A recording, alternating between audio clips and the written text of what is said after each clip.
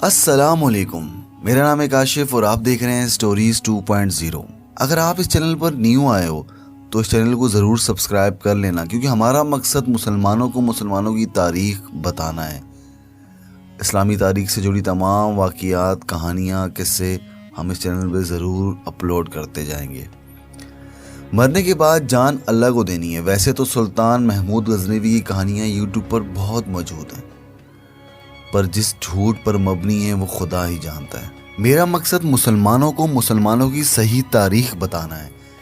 سلطان محمود غزنوی کی یہ کہانی 4 کتابوں کا مجموعہ ہے جو میں پیش کر رہا ہوں۔ پچھلی کہانی کا اختتام ہم نے جہاں کیا تھا جہاں محمود کی پیدائش ہوئی تھی۔ اگر آپ نے پچھلی کہانی نہیں سنی تو اوپر آئی بٹن پہ کلک کریں، وہ پچھلی کہانی سن لیں۔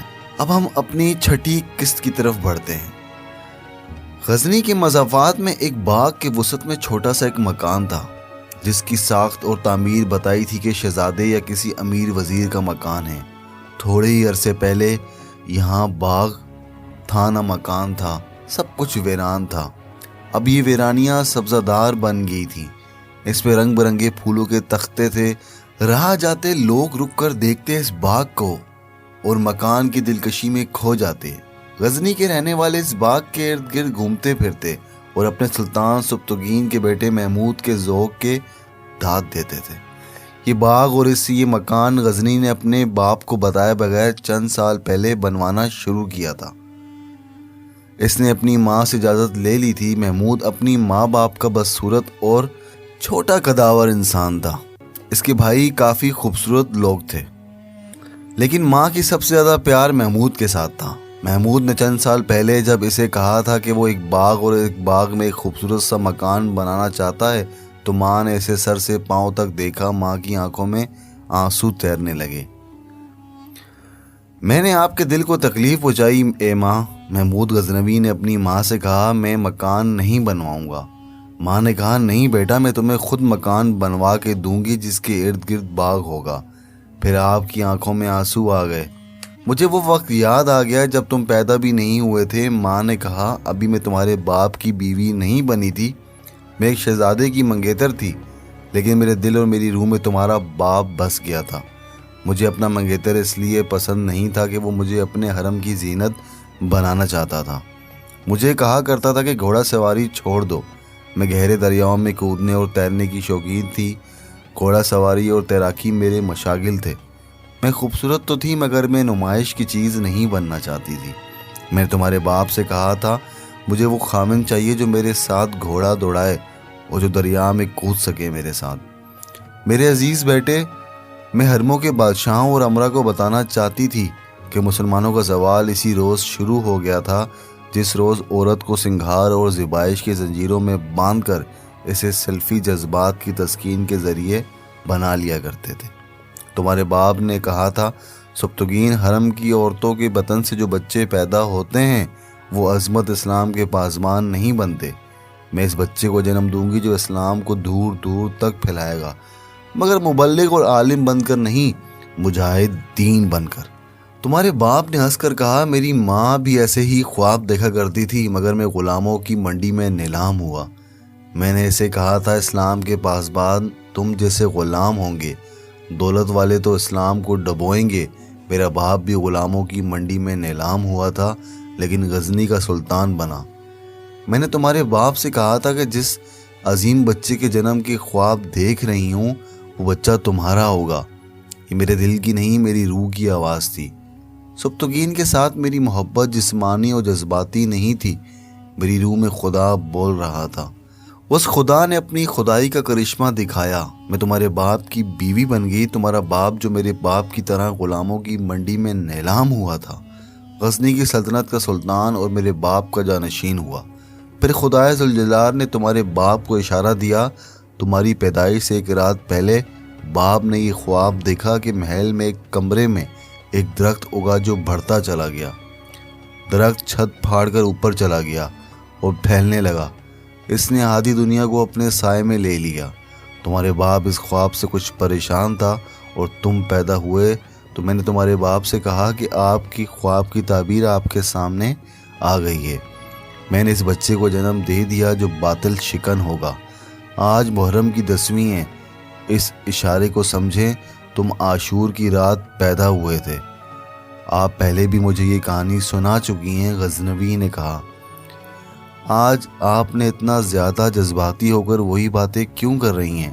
محمود، تمہیں میں اس لیے سب کچھ سنا رہی ہوں کہ تمہارا دل باغوں کی رنگینی اور مہک میں اور مکانوں کی دلکشی میں نہ الجھ جائے۔ ماں نے جواب دیا، اور میرے آنسو اس لیے نکلے تھے کہ تم شہزادے ہو کر تمہاری عمر جنگلوں اور صحراؤں میں، پہاڑوں میں اور ویرانیوں میں باطل کے خلاف لڑتے گزرے گی۔ میں تمہیں یاد دلانا چاہتی ہوں کہ تم محل کے لیے نہیں، میدان عمل کے لیے پیدا ہوئے ہو۔ تم باغ کے لیے جگہ پسند کر لو، کام شروع کرو، اور جب کبھی میدان جنگ سے لوٹو تو 2-4 دن اپنی پسند کے مکان میں رہ لیا کرو۔ محمود غزنوی نے کام شروع کرا دیا۔ مکان کے لیے تجربہ کار کاریگر اکٹھے کر لیے، اور جب راجہ جے پال کی فوج غزنی پر حملے کے لیے آئی، باغ سرسبز ہو چکا تھا، پھول کھلائے تھے، درختوں کے پودے اٹھ آئے تھے، اور اس کے وسط میں ایک خوشنما مکان جس کی دلکشی دیکھنے والوں کی نظروں کو گرفتار کر لیتی تھی، تعمیر ہو چکا تھا۔ پنجاب کے راجہ جے پال نے غزنی پر حملہ کیا تھا، مگر غزنی سے دور ہی لڑائی ہوئی۔ ہندو فوج پسپا کم اور تباہ زیادہ ہوئی تھی۔ مال غنیمت اتنا زیادہ تھا کہ سبتگین کی فوج کو یہ سامان، خزانہ، گھوڑے، ہاتھی اور اونٹ سمیٹتے 20 دن لگ گئے تھے۔ فتح کا جشن بڑی دھوم دھام سے منایا گیا۔ سبتگین جب غزنی واپس گیا تو محمود غزنوی نے اسے بتایا کہ اس کا باغ اور مکان مکمل ہو چکے ہیں۔ بابا، آپ کو یہ میرا چھوٹا سا مکان بہت پسند آئے گا، محمود غزنوی نے سلطان سبتگین سے کہا۔ آپ دیکھیں گے، سبتگین کو محمود کی ماں نے بتا دیا تھا کہ ان کا بیٹا غزنی کے مسافات میں اپنے لیے چھوٹا سا ایک مکان بنا رہا ہے۔ سبتگین اسے چھوٹا ہی سمجھ رہا تھا، لیکن محمود کے کہنے پر جب وہ اس کے مکان کو دیکھنے گیا تو تھک رہ گیا۔ یہ مکان نہیں بلکہ چھوٹا سا محل تھا، اور باغ شاہانہ تھا۔ سلطان سبتگین نے بیٹے سے کہا، محمود، خدا تمہیں یہ محل، یہ باغ اور پھول مبارک کرے، تمہارا ذوق عمدہ ہے۔ یہ ایک شہزادے کا ذوق ہے، لیکن تم صرف شہزادے نہیں، اسلام کے شاہ سوار بھی ہو۔ تم ایک سلطان کے نہیں، اسلام کے بیٹے ہو، اور تم شاید بھول گئے ہو کہ تم ایک غلام کے بیٹے ہو۔ خدا نے مجھے سلطانی عطا کی ہے، لیکن اس کے ساتھ ایک فرض سونپا ہے۔ یہ فرض میری ماں کو اس وقت خوابوں میں اور غیب کے اشاروں کے ذریعے معلوم ہو گیا تھا، جب وہ میرے باپ کی بھی ابھی بیوی نہیں بنی تھی۔ مجھے یہ فرض دنیا کی ہر چیز سے زیادہ عزیز ہے۔ میں اسے خدا کی بہت بڑی نعمت سمجھتا ہوں۔ اس مقدس فرض کی ادائیگی مجھے اور میری نسل کو عطا کی گئی ہے۔ میں تمہیں بتا چکا ہوں، تمہاری ماں بھی تمہیں بتا چکی ہے کہ تم نے ایک شہزادے اور ایک عام بچے کے روپ میں جنم نہیں لیا۔ میری ماں کی طرح تمہاری ماں کو بھی اس کی روح نے اشارہ دیا تھا، وہ ایک باطل شکن کو جنم دے گی۔ تو آپ یہ کہنا چاہتے ہیں مجھے اتنا خوبصورت مکان نہیں بنانا چاہیے تھا؟ محمود نے ایسا مایوس ہو کر کہا۔ سلطان سبتگین نے کہا، ضرور بنانا چاہیے تھا۔ میں تمہیں بتانا یہ چاہتا ہوں کہ کوئی بھی آدمی جس کے پاس دولت ہے ایسا مکان بنا سکتا ہے، لیکن جو فرض تمہیں سونپا گیا ہے وہ ہر کوئی ادا نہیں کر سکتا۔ لوگ اونچے مکان اور شہزادے اور بادشاہ اونچی یادگاریں صرف اس لیے بناتے ہیں کہ ان کے مرنے کے بعد بھی لوگ انہیں یاد رکھیں اور ان کا نام لیں، مگر اینٹوں اور پتھروں کی عمارتیں مٹ جایا کرتی ہیں۔ یادگار لوگوں کے دلوں میں تعمیر کرو۔ کام وہ کرو جس کی یاد تاریخ کے ہر ایک دور میں تازہ ہو۔ اپنے نام کو ایک مکان کی دیواروں میں قید نہ کرو، اسے تاریخ کے چہرے میں کبھی نہ مٹنے والا نقش بنا دو۔ وہ محمود، دولت، عورت اور خوشنما مکان انسان کی بہت بڑی کمزوریاں ہیں۔ یہ زنجیریں ہیں جس میں وہ بن جاتا ہے، اور بنیے نو انسان کے لیے شیطان بن جاتا ہے۔ تم جوان ہو محمود، لڑکپن اور جوانی کا یہ سنگم زندگی کا سب سے بڑا خطرناک دورہ ہوتا ہے۔ انسان اپنی کرتوتوں کو کم ہی دھیان میں رکھتا ہے۔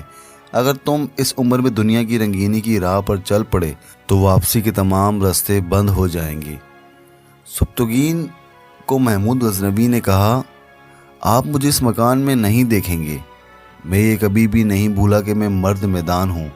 اگر تم میری زندگی میں کفار سے لڑتے ہوئے شہید ہو گئے تو میں تمہیں اس مکان میں دفن کروں گا۔ سبتگین نے اپنے بیٹے محمود سے ایسا کہا اور ساتھ میں یہ بھی کہا کہ تمہاری پسند کا یہ مکان تمہاری روح کی پسند کا مقبرہ ہوگا اور یہ باغ ہمیشہ ہرا بھرا رہے گا۔ سلطان سبکتگین نے ٹھیک کہا تھا۔ آج غزنی کے مضافات میں محمود غزنوی کے اس مکان میں اور اس باغ کا نام و نشان نہیں ملتا۔ ہندوستان پر اس کے 17 حملوں کے 17 یادگار مینار پورے 17 نہیں رہے، متعدد مینار گر کے غائب ہو چکے ہیں، لیکن تاریخ میں محمود غزنوی کا نام روشن مینار کی طرح زندہ ہے۔ محمود غزنوی بت شکن کے نام سے ہمیشہ زندہ رہے گا۔ راجہ جے پال تھوڑے ہی عرصے پہلے غزنی کی طرف جاتے ہوئے پشاور سے گزر رہا تھا، تو اس کی شان اور اس کی جنگی طاقت کو دیکھ کر سب لوگ اس کے لشکر کو رستہ دے رہے تھے۔ لوگ ڈر کے مارے بھاگ گئے تھے۔ وہی راجہ جے پال شکست کھا کر واپس پشاور میں داخل ہوا تو لوگ دور دور سے دوڑے آئے اور حیرت سے دیکھنے لگے کہ یہ ان کا مہاراجہ ہے یا ان کی بدرو۔ اس کی جنگی طاقت لٹے پٹے قافلے کی طرح چلی آ رہی تھی۔ گھوڑوں اور ہاتھیوں کے سر بھی جھکے ہوئے تھے۔ ان کی چال بتاتی تھی کہ یہ کس قدم گر پڑے ہیں۔ پشاور میں راجہ کا جو محل تھا وہاں اس کا استقبال کے لیے نعرے بجے۔ راجہ جے پال کے لیے محل کے سارے محافظ تعظیماً کھڑے ہو گئے۔ راجہ نے غصے سے پھٹ کر کہا، بند کرو یہ غل غپاڑا۔ اس نے اپنے ساتھ کسی آدمی سے کہا، دونوں پنڈتوں کو فوراً حاضر کرو۔ محل کی فضا میں سناٹا طاری ہو گیا۔ وہاں جو انسان تھے وہ تو جیسے مر گئے ہوں۔ اس سکوت میں 2-3 آدمیوں کی آوازیں سنائی دے رہی تھی، پنڈت کہاں ہیں؟ پنڈت جی، مہاراج کہاں ہیں؟ راجہ اس کیفیت میں محل کے ایک کمرے میں ٹہل رہا تھا۔ غصے سے اس کی سانسیں ڈھنکی کی طرح چل رہی تھیں۔ وہ تھوڑے تھوڑے وقفے سے اپنے ہی ہاتھ پر گھونسا مارتا اور اپنی ران پر بڑی زور سے ہاتھ مارتا تھا۔ راجہ کو یہ ہوش ہی نہیں رہا کہ دونوں پنڈت اس کے کمرے میں موجود ہیں اور اس کے ہاتھوں پہ بوسہ لے کر اس کے درمیان کھڑے ہیں۔ یہ دونوں پنڈت بھٹنڈا کے سب سے بڑے پنڈت تھے جو یہاں رہتے تھے۔ اب چونکہ راجہ نے لاہور سے پیش قدمی کی تھی اس لیے وہ لاہور آ گئے تھے۔ انہوں نے ہی راجہ کو کوچ کا شبھ دن بتایا اور یقین دلایا تھا کہ اس دنیا کی کوئی طاقت شکست نہیں دے سکتی۔ دونوں پنڈت اس کے ساتھ پشاور تک گئے تھے اور جب اپنی فوج کے ساتھ پشاور سے نکلا تھا تو دونوں پنڈت گھنٹیاں بجاتے رستے میں کھڑے تھے۔ ان کے ساتھ 12 کنواریاں تھیں جن کے ہاتھوں میں تشریاں اور تشریوں میں اگربتیاں جل رہی تھیں۔ وہ کوئی مذہب گیت گا رہے تھے۔ انہوں نے راجہ کے رستے میں پھولوں کی پتیاں بکھیر دی۔ ایک پنڈت نے کہا، مہاراجہ ہم حاضر ہیں، مہاراجہ ہم حاضر ہیں۔ مہاراجہ رک گیا۔ اس نے پنڈتوں کو دیکھا۔ اس کی بوڑھی آنکھوں میں قہر اترا ہوا تھا۔ وہ سچ اور جھوٹ کے درمیان پھنس چکا تھا۔ کیا تم نے جھوٹ بولا تھا یا تمہاری پوتی نے جسے دیکھ کر تم نے مجھے کوچ کرنے کا شبھ دن بتایا تھا؟ راجہ جے پال نے ان سے پوچھا تو پادریوں نے کہا کہ نہ ہم نے جھوٹ بولا تھا نہ ہماری پوتی نے۔ ستارے جھوٹ نہیں بولا کرتے مہاراجہ۔ آج آپ کو پھر حساب جوڑ کر بتا سکتے ہیں۔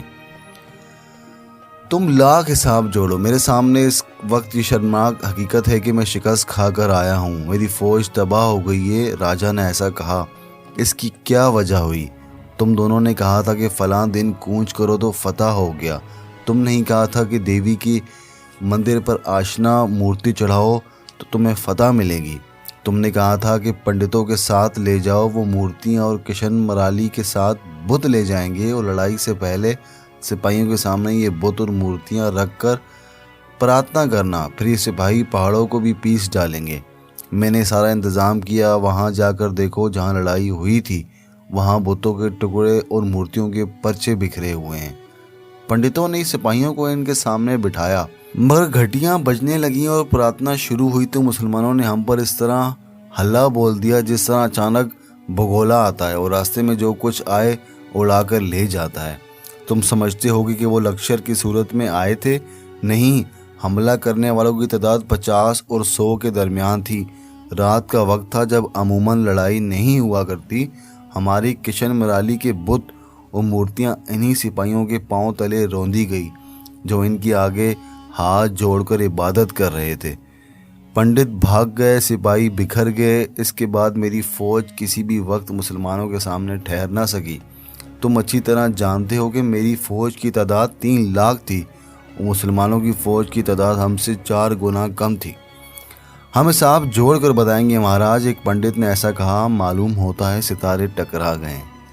راجا جے پال غصے کو اپنے قابو نہ رکھ سکا۔ ایک طرف پنڈتوں کی پوتیاں اور ستاروں کا علم تھا، دوسری طرف اس کے سامنے یہ انتہائی تلخ حقیقت تھی کہ وہ کسی عزم کے ساتھ 3 لاکھ کا لشکر لے کر غزنی پر حملہ کرنے اور تمام علاقے یعنی آج کے تمام تر افغانستان کو ہندوستان میں شامل کرنے گیا تھا، پر وہ ایسا نہ کر سکا۔ وہ ہندوستان کو مہا بھارت بنانے کا سپنا دیکھ رہا تھا، مگر وہاں لڑائی میں سلطان سبکتگین کی فوج کے سامنے آنے کی وجہ سے اس طرح ڈر کے بھاگا کہ اپنی فوج کو میدان جنگ میں چھوڑ کر واپس پشاور آ گیا اور پیچھے مڑ کے بھی نہ دیکھا۔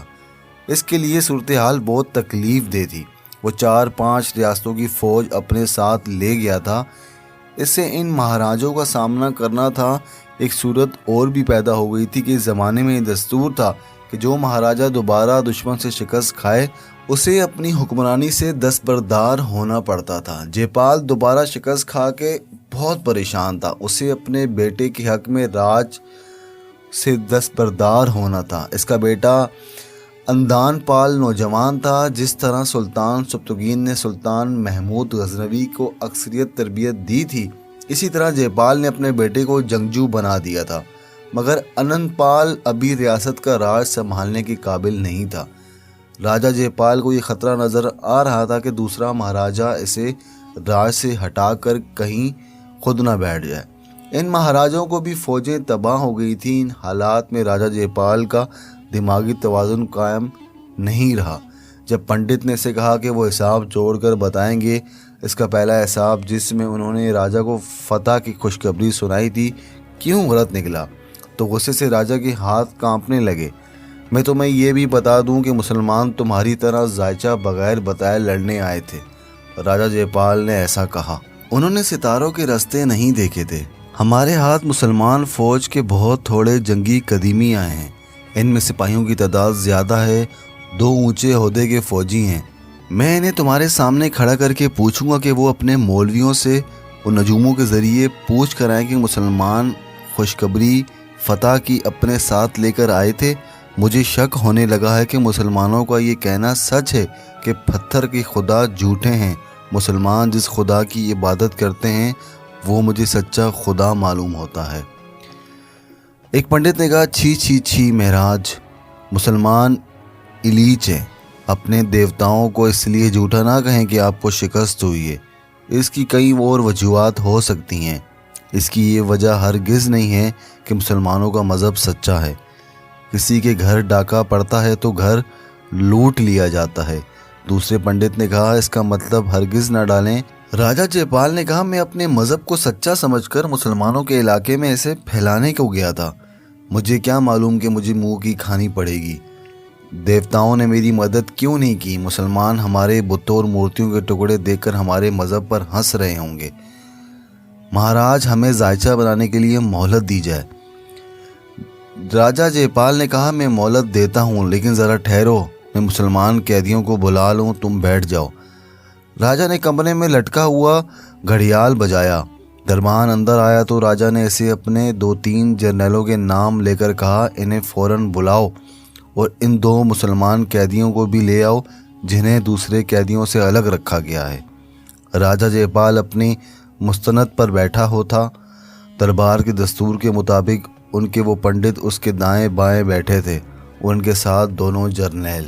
2 خوش وضع گٹھے ہوئے جسموں والے اور دراز قد آدمی اندر لائے گئے۔ ان کے ہاتھوں میں ہتھکڑیاں اور پاؤں میں بیڑیاں تھیں۔ وہ تھے وہ قیدی، لیکن ان کی چال ڈھال میں وقار اور جلال تھا۔ ان کے چہروں پر خوف نہیں تھا، ندامت نہیں تھی۔ وہ سبکتگین کی فتح فوج کے کمانڈر تھے۔ انہوں نے آخری معرکے میں شب خون مارا تھا اور اتنا دلیرانہ دشمن کے عقب میں چلے گئے کہ پکڑے گئے۔ دونوں حبشیوں نے دشمن کو بہت نقصان پہنچایا۔ انہیں خاصی جانیں قربان کرنی پڑی تھی۔ راجا جے پال کے ساتھ ایک ترجمان تھا جو غزنی کے خطے کی زبان بولتا اور سمجھتا تھا۔ راجا نے اس کی وضاحت سے دونوں قیدیوں سے باتیں کی۔ میں تم دونوں سے کوئی جنگی راز معلوم نہیں کرنا چاہتا۔ راجا جے پال نے ان قیدیوں کو ایسا کہا مجھے یہ بتاؤ کہ جب تمہاری فوج لڑائی کے لیے جاتی ہے تو تمہارے مولویوں یا جوتشیوں تمہارے بادشاہ کو بتاتے ہیں کہ فلاں دن کوچ کرو ورنہ نقصان اٹھاؤ گے؟ غزنی کے ایک جنگجی قیدی نظام اور یزدی نے جواب دیا، نہیں، ہماری لڑائی ہمارے دین کے دشمن کے خلاف ہوتی ہے۔ دین کے دشمن آپ بھی ہیں، عیسائی اور یہودی بھی ہیں، اور ہمارے مسلمان بھائی بھی ہمارے دین کے دشمن ہو سکتے ہیں۔ ہماری لڑائی جہاد کہلاتی ہے۔ ہم اپنی ریاست کی توسیع کے لیے کسی پر حملہ نہیں کیا کرتے، چونکہ ہم خدا کی راہ میں خدا کے سچے مذہب کی خاطر لڑتے ہیں، اس لیے ہم کوچ، پیش قدمی اور حملے کے لیے ہر دن کو مبارک دن سمجھتے ہیں۔ دن ہو یا رات، بارش ہو یا طوفان، حکم مل جائے تو ہم جہاد کے لیے نکل پڑتے ہیں۔ کیا مسجدوں میں تمہارے مولوی اور امام تمہاری کامیابیوں کے لیے خاص قسم کی دعائیں مانگتے ہیں؟ ہر وہ فرد جو جہاد میں شریک نہیں ہوتا جہاد پر جانے والوں کے لیے دعا کرتا ہے، نظام اور یزدی نے جواب دیا۔ ہر وہ شخص، مرد ہو یا عورت، بچہ ہو یا بوڑھا، خدا کے لیے براہ راست ہم کلام ہو سکتا ہے۔ کیا تم بتا سکتے ہو کہ تمہاری کامیابی کا راز کیا ہے؟ راجہ جے پال نے ان قیدیوں سے یہ سوال پوچھا۔ کیا تمہیں معلوم تھا کہ میری فوج کی تعداد کیا تھی؟ ہمیں صرف یہ بتایا گیا تھا کہ دشمن کی تعداد ہماری نسبت بہت زیادہ ہے۔ نظام اور یزدی نے جواب دیا، آپ کے لشکر کی صحیح تعداد کا علم سلطان اور اس کے سالاروں کو ہوگا۔ ہماری کامیابی کا راز یہ ہے کہ ہم اپنی جانیں خدا کے حوالے کر دیتے ہیں، ہمارے جسم نہیں ہماری روحیں لڑا کرتی ہیں۔ یہ میں جانتا ہوں، راجہ جے پال نے کہا، میں یہ پوچھ رہا ہوں کہ اتنی کم نفری سے اتنے بڑے لشکر پر کس طرح غالب آ جاتے ہو؟ میں طریقہ پوچھ رہا ہوں آپ سے۔ نظام اور یزدی نے کہا، یہ ایک جنگی راز ہے، یہ نہ آپ کو بتاؤں گا نہ میرا یہ ساتھی بتائے گا، صرف یہ بتا دیتا ہوں کہ مرد مومن ستاروں کی گردش کا پابند نہیں ہوا کرتا۔ جب تک ایمان مضبوط رہتا ہے، اسلام کا مجاہد آسمان سے گرنے والی بجلی بنا رہتا ہے۔ ہماری فوج کے مولویوں نے ہمیں بتایا تھا کہ ہندو بتوں اور تصویروں کی پوجا کرتے ہیں۔ ہم آپ کو عملی طور پہ بتا چکے ہیں کہ پتھر کے خدا ہمارے حقیقی خدا سے ٹکرائیں گے تو پاش پاش ہو جائیں گے۔ کیا آپ کی فوج کے ساتھ چھوٹے چھوٹے بت نہیں گئے تھے؟ کوئی ایک بھی بت سلامت واپس آیا ہے؟ یہ الیش ہمارے مذہب کی توہین کر رہا ہے، مہاراج کے ساتھ کھڑے پنڈت نے غصے سے کہا۔ اسے ابھی احساس نہیں ہوا کہ یہ ہمارا قیدی ہے۔ راجہ جے پال نے کہا، یہ اپنے انجام سے بے خبر ہے۔ اگر اس نے مجھے اپنا طریقہ جنگ نہ بتایا تو زندہ کی کھال اتار دی جائے گی۔ میں یہ راز معلوم کر کے رہوں گا۔ یہ راز جاننے کے لیے آپ کو اسلام قبول کرنا ہوگا۔ مہاراج، دوسرے قیدی نے ایسا کہا، ہمیں قتل کر کے آپ اپنی شکست کو فتح میں نہیں بدل سکتے۔ آپ ہم سے کوئی اور راز نہیں لے سکتے۔ لے جاؤ انہیں، راجہ جے پال نے ایسا کہا، انہیں زنجیروں میں رکھو، دوسرے جنگجی قیدیوں کو قتل کر دو۔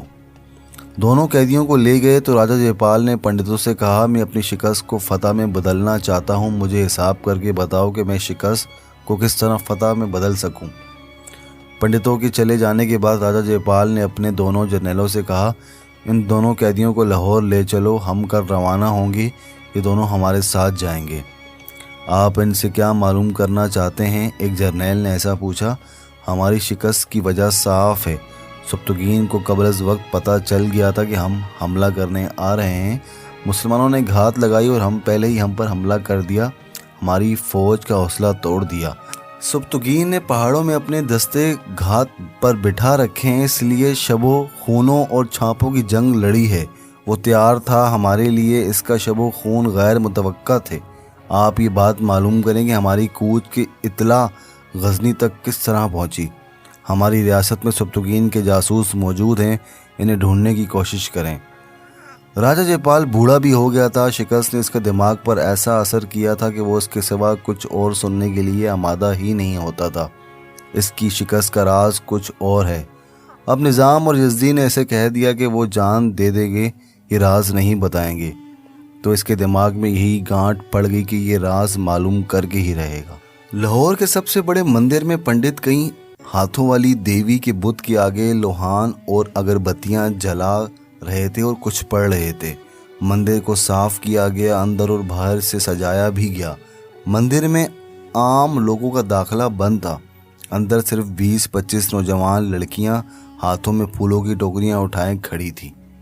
ان میں سے ایک بڑھ کر خوبصورت تھی۔ وہ مندر کے دروازے کے سامنے 2 قطاروں میں کھڑی تھی۔ وہاں فوج کے چند ایک افسر بھی گھوم پھر رہے تھے۔ باہر سے شور اٹھا، مہاراج کی سواری آ رہی ہے۔ ہڑبونگ مچ گئی۔ راجہ جے پال لڑکیوں کی دونوں قطاروں کے قریب پہنچا تو لڑکیوں نے اس کے راستے میں پھول پھینکنا شروع کر دیے۔ راجہ قطاروں کے درمیان سے گزرا تو لڑکیوں نے اس پر پھولوں کی پتیاں پھینکی۔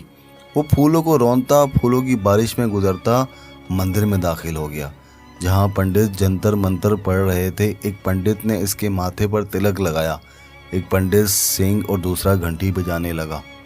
راجہ جے پال نے کئی ہاتھوں کی دیوی کے بت کے پاؤں چھو کر اپنی آنکھوں میں اور اپنے ماتھے سے لگائے، پھر ہاتھ جوڑ کر قسم کھائی کہ میں شکست کا انتقام لوں گا، ہندو مت کو دور دور تک پھیلاؤں گا۔ جس خطے سے اسلام اٹھا تھا، اسی خطے کو دیوی دیوتاؤں کے دیس میں شامل کروں گا۔ اگر نہ کر سکا تو وہیں اپنی جان دے دوں گا۔ وہ خاموش ہوا تو پنڈتوں کی باری آئی۔ انہوں نے اپنی زبان میں بت سے کچھ کہا۔ گھنٹیاں اور سنگ بجنے لگے۔ عین اس وقت بڑی زور کی گرج سنائی گئی۔ باہر سورج کی روشنی مانند پڑ گئی۔ گرج ایک بار پھر سنائی دی۔ پنڈتوں نے ایک دوسرے کی طرف دیکھا۔ بوڑھے راجہ جے پال نے انہیں دیکھا۔ گرج سنی تو اس کے چہرے پر خوف کے آثار نمودار ہو گئے۔ پنڈت اور زیادہ بلند آواز سے بت کے آگے گڑگڑانے لگے۔ باہر دھوپ بالکل ختم ہو گئی۔ مندر کے اندر بھی نیم تاریکی چھا گئی۔ اس کے ساتھ ہی باہر چیخیں سنائی دینے جانے لگیں۔ تو ناظرین، کیا ہوا؟ کیوں گرج اٹھا بادل؟ کیا اللہ کا ان پر عذاب آ گیا؟ یہ سب کچھ جاننے کے لیے ہماری نیکسٹ ایپیسوڈ کا ضرور انتظار کرنا۔ اگر آپ سب نے ہمارا چینل سبسکرائب نہیں کیا تو پلیز آپ اس چینل کو ضرور سبسکرائب کریں تاکہ آنے والی تمام ویڈیوز آپ کو موصول ہو سکیں۔ اپنا بہت خیال رکھیے گا، آپ دنیا کے کسی خطے سے کیوں نہ ہو، اپنا بہت خیال رکھ